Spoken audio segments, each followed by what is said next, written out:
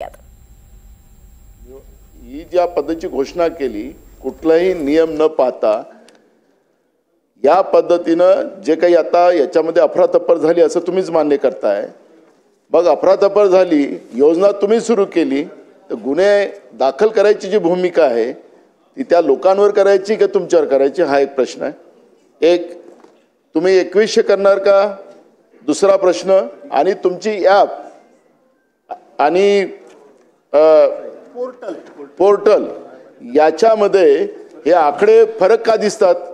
म्हणजे ही योजना जशी ज्या उद्देशाने तुम्ही सुरू केली, जी गडबड तुम्ही लोकांनी केली ती आता ॲप आणि पोर्टलमध्ये आपल्याला पाहायला मिळते आहे। मग या योजनेमधले लाभार्थी नेमके कोण आहेत ते पण कळायला पाहिजे। नाही उत्तर द्या ना, देऊ द्या ना। या सुरुवात म्हणजे चुकीची माहिती रेकॉर्डवर जाऊ नये म्हणून मी एक क्लॅरिफाय करते। लाडकी बहीण योजनेचे फॉर्म घेत असताना आपण ऑफलाईन, आपण ॲप, आपण पोर्टल असे वेगवेगळे माध्यम लाभार्थ्यांसाठी उपलब्ध करून दिले होते आणि म्हणून त्याच्यामध्ये ॲप आणि पोर्टल हे दोन्हीही प्लॅटफॉर्म्स आहेत। आणि हे दोन्ही प्लॅटफॉर्म्स असताना जे ऑफलाईन फॉर्म पण जे अंगणवाडी सेविका असतील, आशा सेविका आहेत, तिथले ग्रामसेवक आहेत, वेगवेगळी जे सरकारी यंत्रणा आहे यांना सुद्धा आपण तिथं लाभार्थ्यांना सोयीस्कर पडावं रजिस्ट्रेशनसाठी त्या दृष्टिकोनातून आपण हे केलेलं आहे।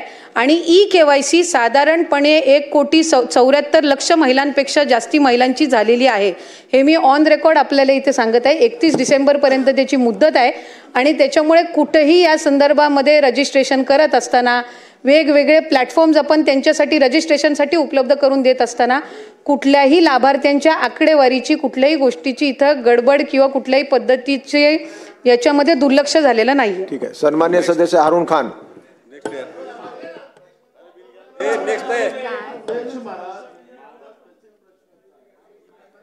केलं अध्यक्ष महाराज, त्यांनी मान्य केलं, उत्तर दिलं ना, अध्यक्ष महाराज त्यांनी मान्य केलं, लक्षवेधी 15 मिनिटं मान्य केलं। आशा वर्कर, अंगणवाडी सेविका, ग्रामसेवक आम्ही सगळ्यांना कामाला लावलं। यांनी टार्गेट दिलं होतं अध्यक्ष महाराज त्यावेळेस, एवढे फॉर्म भरलेच पाहिजे आणि त्या पद्धतीने त्यांनी फॉर्म भरलेत आणि बोगस भरले। तुम्ही टार्गेट दिलेलं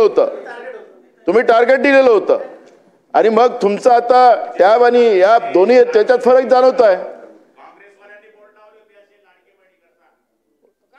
आम्ही काय तुम्हाला मदत केली ना, पण तुम्ही सरकारच्या योजना आम्ही त्याचं समर्थन केलेलं आहे, पण याच्यात जे गडबड झालेली आहे त्याला गुन्हेगार कोण?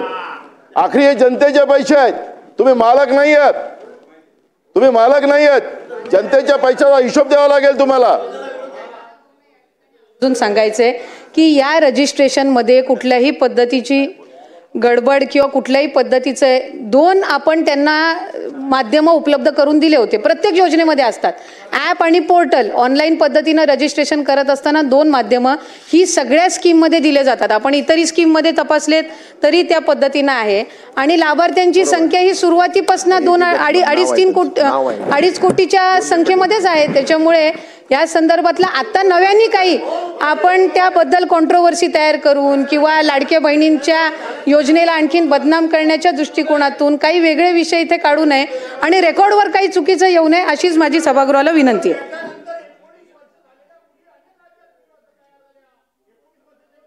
आहे। संख्या वाढायला पाहिजे, कमी कशी होते?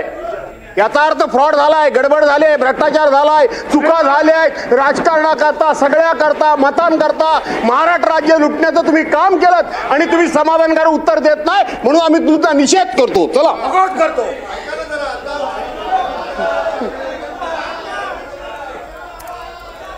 चला अध्यक्ष नाना, तुम्हाला ऐकायचंय ना? लक्षवेधी 7 आणि 8 एक मिनिट। लक्षवेधी 7 आणि 8 पुढे ढकलण्यात येत आहे। अध्यक्ष महोदय, आता आपण विधेयक घेऊ बिल। थांबा अध्यक्ष, थांबा 1 मिनिट। राज्याचे उपमुख्यमंत्री शिंदे साहेब काय बोलतायत? लक्षवेधी संदर्भात, लाडक्या बहिणीच्या संदर्भात नाना आपल्या आदिती तटकरे यांनी व्यवस्थित उत्तर दिलं। ऐका ना, अरे तुम्ही ही योजना जेव्हा सुरू केली तेव्हा ती, आता तुम्ही म्हणताय लाडक्या बहिणीवर अन्याय होतोय, तुम्ही योजना बंद करण्यासाठी कोण गेलं वडपल्लीवर कोर्टामध्ये? कोण गेलं? बघा, वडपल्लीवर कोणाचा समर्थक होता? अनिल वडपल्लीवर अध्यक्ष महोदय यांनी योजना बंद व्हावी म्हणून कोर्टात गेले आणि ते नानाचा माणूस होता वडपल्लीवार आणि या ठिकाणी बसा ऐका, सत्य ऐका जरा. आणि म्हणून आम्ही जी योजना सुरू केली त्या योजनेमध्ये बिलकुल कुठल्याही परिस्थिती आम्ही चांगल्या भावनेने भूमिकेत ही योजना सुरू केली. त्यावेळेस तुम्हाला वाटलं हे फक्त निवडणुकीपुरती घोषणा आहे. तुम्ही चुनावी जुमला म्हणाले नाना, तुम्ही म्हणाले ही फसवी घोषणा आहे. तुम्ही एवढ्यावर थांबले नाही, तुम्ही हायकोर्टात पाठवलं. हायकोर्टाने पण एक चपराक दिली, त्याला पाठवून दिलं परत. आणि तरीसुद्धा आम्ही या ठिकाणी त्या लाडक्या बहीण योजनेचे पैसे नाना जमा केले. त्याच्यामध्ये तुम्हाला वाटलं आता आचारसंहितेत पण पैसे बंद होतील, तर आचारसंहितेचे पण ॲडव्हान्स पैसे आम्ही टाकले. आम्ही पण बरोबर डोकं लावून काम केलं, लाडक्या बहिणींना पैसे मिळाले पाहिजे म्हणून. आणि लाडक्या बहिणींनी तुमचा टांगा पलटी केला आणि पार असं लँडस्लाईड मॅन्डेट दिलं की म्हणून आता बघा आदितीने जे उत्तर दिलं आमच्या मंत्री महोदयांनी अतिशय स्पेसिफिक प्रश्नांना उत्तर दिलं आहे. आणि तुम्हाला सांगतो कुठल्याही परिस्थितीमध्ये लाडकी बहीण योजना तुम्हाला वाटतं कमी होईल, बंद होईल, मी सांगतो तुम्हाला लाडकी बहीण योजना कधीही बंद होणार नाही. आणि सांगतो तुम्हाला, तुम्ही 2100 रुपये बोलले, योग्य वेळी आम्ही जे जे बोललोय ते सगळं पूर्ण करणार नाना. कारण लाडक्या बहिणींमुळे तुम्ही जे नाही लाडक्या तुम्ही खोडा घालायला प्रयत्न केला की नाही, लाडक्या बहिणीने चांगला जोडा दाखवला की नाही, लाडक्या बहिणीने काय चांगला जोडा दाखवला की नाही विधानसभेत, दाखवला की नाही. आणि म्हणून आता नाना एकच आहे, तुम्ही लाडक्या बहिणींच्या विरोधात कधी बोलू नका बिलकुल. नाहीतर आता येणाऱ्या पुढच्या निवडणुकांमध्ये लाडक्या बहिणी परत या ठिकाणी नाना तुम्ही तुमच्यावर का घेताय, बोला ना. ऐका. अरे लाडक्या बहिणींना आतापर्यंतच्या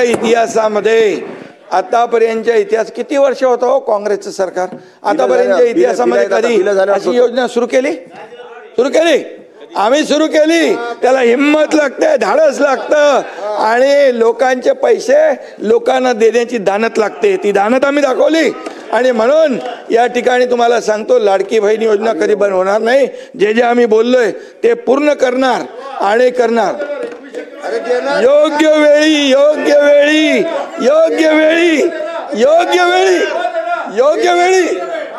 योग्य वेळी देणार. आता शासकीय विधेयके सुरू करावी.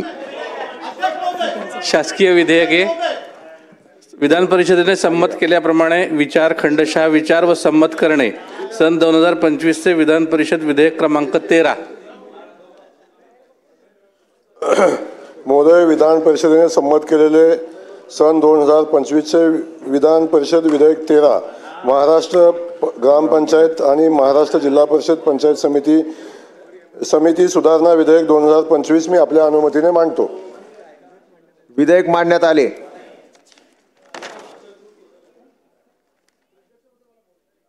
प्रस्ताव मांडायला सांगा ना. प्रस्ताव कुठं मांडलाय तेच सांगतोय, मांडायला सांगा मंत्र्यांना. महोदय, विधान परिषदेने संमत केलेले सन 2025 चे विधान परिषद विधेयक क्रमांक 13 महाराष्ट्र ग्रामपंचायत आणि महाराष्ट्र जिल्हा परिषद पंचायत समिती सुधारणा विधेयक 2025 विचारात घ्यावे असे मी आपल्या अनुमतीने प्रस्ताव मांडतो. 25 हा विधेयक हो, मग अध्यादेशाचं कन्व्हर्शन करा. असं नसतं चालत. असं कसं सांगता तुम्ही चुकीचं?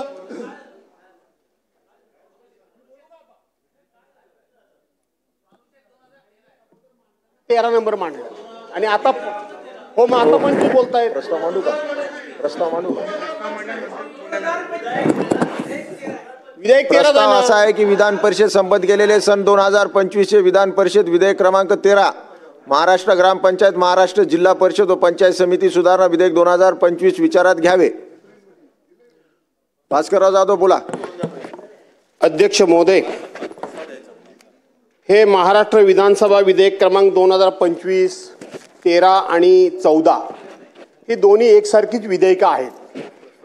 त्याच्यामध्ये दोन्ही प्रस्तावावर एकत्रितपणे चर्चा करता येत नाही, म्हणून मी दोन्ही विषय एकत्र मांडतो. पुढच्या वेळेला बोलण्याची आवश्यकता नाही दादा. या विषयात बोलण्यासारखं काहीच नाही अध्यक्ष महोदय.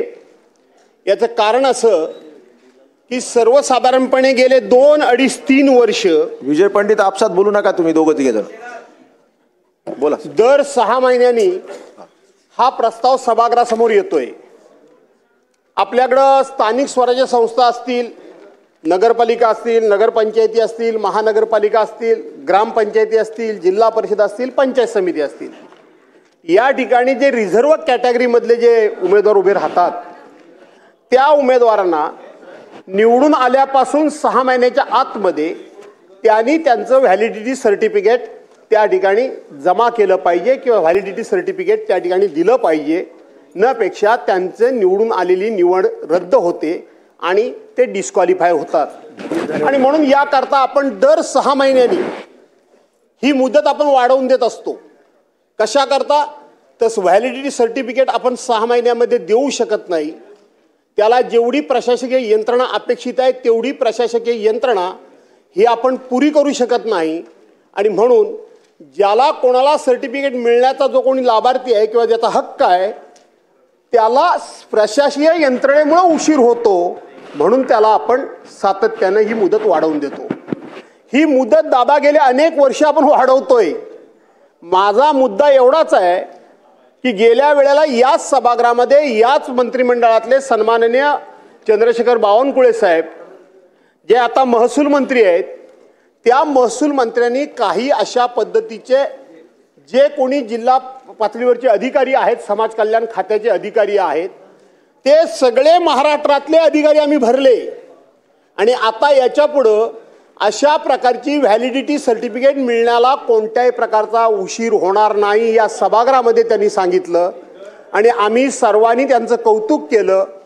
आम्ही सर्वांनी बाकं वाजवून त्यांचं अभिनंदन केलं. आज सरकार येऊन 1 वर्ष होऊन गेलंय. 1 वर्षानंतर सुद्धा नुकत्याच झालेल्या नगरपंचायत आणि नगर परिषदांच्या ज्या निवडणुका आहेत त्या निवडणुकीकरता हाच प्रश्न उभा राहणार आहे, कारण अजून मतमोजणी झाली नाही. आणि म्हणून पुन्हा आपण अधिवेशन असल्यामुळे या सभागृहाच्या समोर गेलेलो आहोत. आणि म्हणून जी अधिकाऱ्यांची दादा नेमणूक झाली, अधिकारी नेमून गेले, मग तरी सुद्धा आपण आजच्या ह्या युगामध्ये जे कॉम्प्युटराइज युग आहे, पूर्वीसारखं सगळं हँडरायटिंगनी करण्याची गरज आहे अशातला भाग नाही. आता सगळ्या कागदपत्राची त्या ठिकाणी जशी कलेक्टर कचेरीमध्ये लँड बँक असते अशा पद्धतीच्या बँका त्या विभागाच्या तयार झालेल्या असताना सुद्धा हे अशा पद्धतीचं 6 महिन्याकरता आपल्याला विधेयक समोर आणण्याची वेळ का यावी. आणि म्हणून ही जी काही नेमणूक झाली अधिकाऱ्यांची, त्या अधिकाऱ्यांची नेमणूक होण्यापूर्वी महाराष्ट्राची अवस्था काय होती ही व्हॅलिडिटी सर्टिफिकेट मिळण्यासंदर्भात. मग कोणाला नोकरीला असेल, विद्यार्थ्यांना शाळेमध्ये प्रवेश घेण्याकरता असेल, कोणाला अशा पद्धतीने निवडणूक लढण्याकरता असेल, किंवा काही लोक हे व्हॅलिडिटी सर्टिफिकेटमध्ये त्या कास्टमधले त्या कॅटेगरीमध्ये असल्यामुळे घेऊन ठेवतात, ते असतील जे कोणी असतील ते. आपण इतका मोठा खर्च केला, एवढी मोठी अधिकाऱ्यांची नेमणूक केल्यानंतर आपल्याला रिझल्ट काय आला हे मंत्री महोदय सांगण्याची गरज आहे का? आपलं आहे ते जैसे ते आहे. बरं, ही 6 महिन्याची मुदत आपण वाढवू, 6 महिन्याची दादा आपण ही मुदत वाढवून देतो. तुम्ही म्हणाल तेवढा अगदी आरामात या. 2-4 मिनिटाचं काम आहे. हा काय नेहमीचाच विषय आहे खरं सांगायला गेलं तर, काय फार मोठा विषय नाही आहे.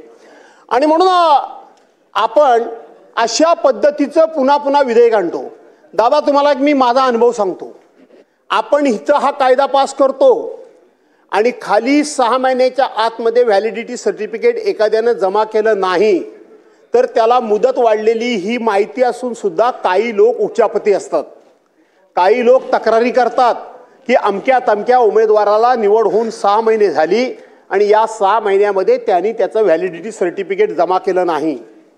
का केलं नाही त्यांना माहिती असतं, परंतु ह्या तक्रारी करायच्या आणि मग या तक्रारीचा निपटारा आणि निवाडा करण्याकरता ॲडिशनल कलेक्टरच्याकडे हा विषय जातो. ॲडिशनल कलेक्टरला हा अधिकार दिलेला आहे किंवा RDCकडे हा विषय जातो आणि मग RDC याच्यावर तारखावर तारखा लावतो. मंत्री महोदय ऐकून ठेवा जरा. RDC तारखावर तारखा, ॲडिशनल कलेक्टर तारखावर तारखा लावतो आणि त्याला सांगतो की तू 6 महिन्याच्या आतमध्ये हे व्हॅलिडिटी सर्टिफिकेट दिलंच नाही आणि म्हणून तुला आता त्या ठिकाणी डिस्क्वालिफाय का करण्यात येऊ नये अशा प्रकारे